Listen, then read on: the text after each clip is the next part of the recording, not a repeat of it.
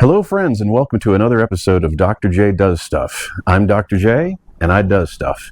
Today we're going to be working on this POS boat that a friend of mine and I bought. The boat is 1973, the Evinrude 85 horsepower, which is also 1973, and hasn't run in 39 years, and the trailer for $400. We were so shocked. We saw this on Facebook Marketplace.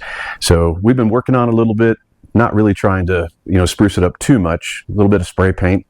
But we have to do all the interior. We're not going to redo the carpet, but we are going to put new seats, new electrical in it. And today what we're going to work on is the fairing. And the fairing is basically, just think of it like a marine putty. And we're going to be filling in some dents. The keel had a problem where they had a keel guard, and the keel guard is never supposed to go on the keel when you have rollers underneath the keel guard. You have to lift up the bunks on both sides a little bit to get the boat up off of the rollers, because it'll put a groove or a dent in the keel guard, and then the water it puckers on the sides, the water can seep in.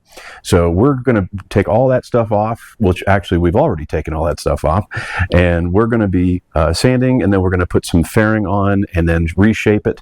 And once that's done, then we're going to prepare to put a brand new keel guard on it, so this thing doesn't end up at the bottom of a lake. All right, so I want to show you what the bottom of this boat looks like, what the keel looks like.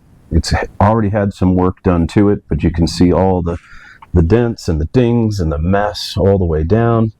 I've put the patches on right here because it's definitely got some water just above there that's been dripping. You can see it's been dripping for a while. Let me roll over this side a little bit. You can just see how much of a mess this is. Look at this and this. And I've tried to get as much of this, off as I could. This is the old leftover gummy tape from the old keel guard. We've sanded it and sanded it and sanded it all the way down, so you can see where it finishes about maybe another 1.5 feet past the little patches that we put on there. And we're going to be putting the fairing on here to fill in these holes to try to make this be as smooth as possible, and then we will put the keel guard on top of that. Okay, now I'm going to show you what this looks like, how I got the boat up in the air. You can see the trailer's pulled out from underneath it, and you see the yellow strap and the hoist. Really, really strong hoist, because that boat's a bit heavy. And I got a little piece of cardboard there just to make sure that the pressure of those cables, or the straps, which is really tight, doesn't cut into the paint. And on the back, it's just lifted up by a couple of blocks in there. So do not do this. Take your boat to somebody professional. Don't get under a boat, because if that thing lets go, you're dead. All right, so here we're going to talk about the marine fairing. Some of you may not know what fairing is. Just think of it like putty. It's the easiest way. You're going to mix total fair. That's what I like to use, because I think they're total boats the best. Parts A and B, you're going to mix them together equally. And they're different colors, and then when they blend, it comes to a green color. That's how you'll know it's equally blended. You're going to need some kind of a stir stick and some kind of a spreader here. And in the next video, we're going to show you how we work it together, because it's really important to get the air out of it. So here we go. One's kind of a tealish, bluish kind of color, and the other one is kind of an orangey, yellow, mustardy type color. And when you put those two together, that's when you're going to have the combination of the colors, and it ends up being that kind of puce, if that's the right word, green kind of color. So you got a little layer there on top, little plastic that you can put back on it if you want to, and you're done. So let's get a little bit of the A, and I'm just eyeballing it here. I'm sure somebody much more technically advanced will want to measure it out by weight and get it exactly the same, but I didn't do that. Now notice on the one on the right, see how it's blue underneath, but the top, it's almost like the skim on a pudding, where it's actually turned a little bit green, but the true color of this is the blue. So we're just going to blend them together, and just try to make it as consistent as we can.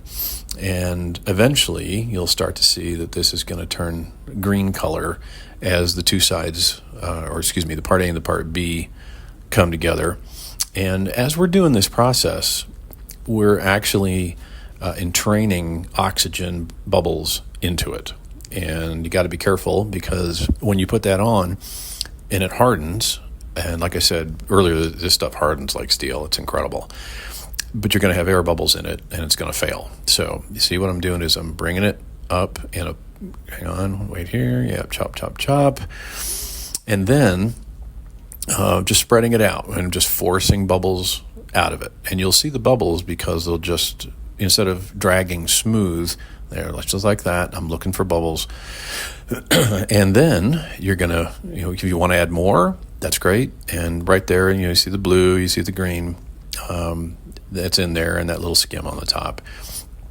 And you just want to make sure that you're using equal parts of both A and B, and just draw it up, spread it out, draw it up, spread it out, and get it all in there. Now, if you take a look at the keel here, this is in pretty rough shape. There's no holes actually going all the way through it, but you can see there's some pretty significant dings.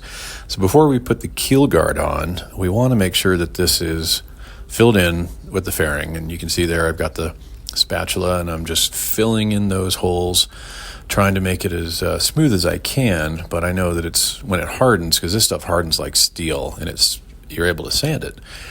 That allows you to be able to try to get as smooth a surface as you can, because when you put the keel guard on, you're going to not want to have any waves or any bumps or whatnot, because that thing has got to seal really, really well to the bottom, or you'll end up with some puckering on it. So you can see that I'm just wiping some of that fairing, that mixed fairing. Now it's all green because it's blended. And be generous with this. Kind of like peanut butter, just fill it in. You're going to sand it back anyway. Don't be shy. Get as much as you can in there. Now it's got a hardening time that it's not terribly short. It's not like JB Weld, so you're going to have an opportunity to mold it, play with it, add a little bit more.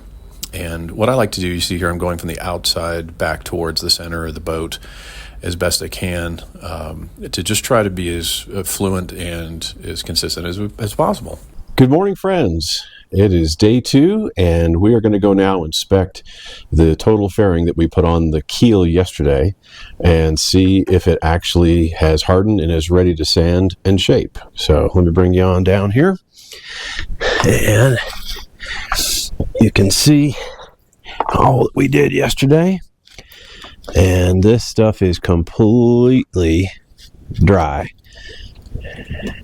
It's completely cured and ready for sanding. See these little pieces here, just knock those off. So I ended up adding some further places down the back that I saw, and then at the very, very back where the drain is, this boat was loaded with water. So I pulled the plug and got multiples of that out.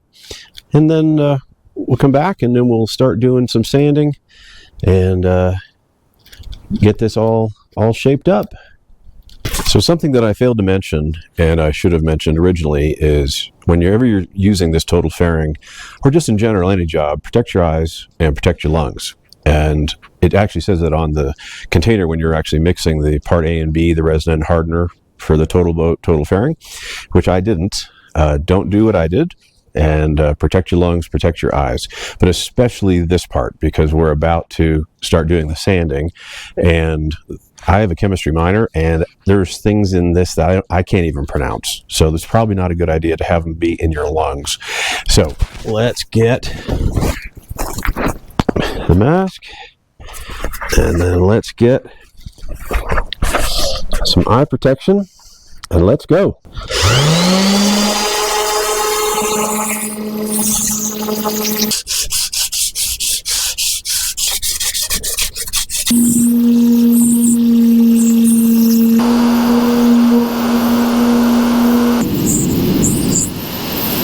Okay, it is all sanded.